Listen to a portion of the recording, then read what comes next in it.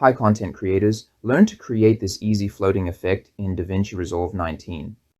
Okay, so I am in my timeline and have this video of a guy just explaining something. So let's add some floating objects.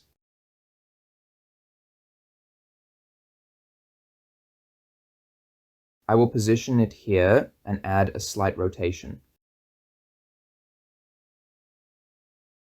And let's add a drop shadow. Okay, next go to the Effects tab again and now look for camera shake. As you can see, the shake is a little bit too much.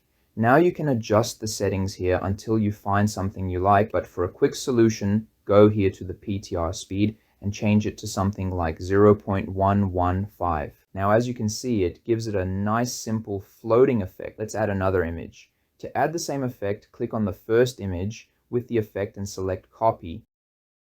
Right click on the other image and select Paste Attributes and select Plugins.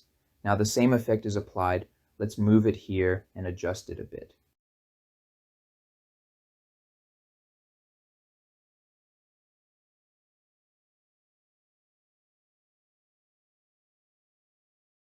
You can also apply this effect to text. Let's drag in a text plus into the timeline.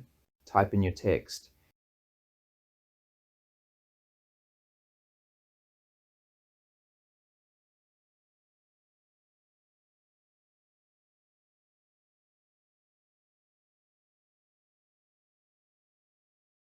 And add some effects under shading.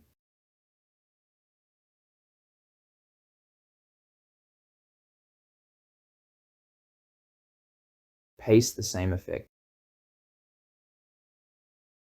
See how easy this is to create. You can also still play with these settings if you want something more.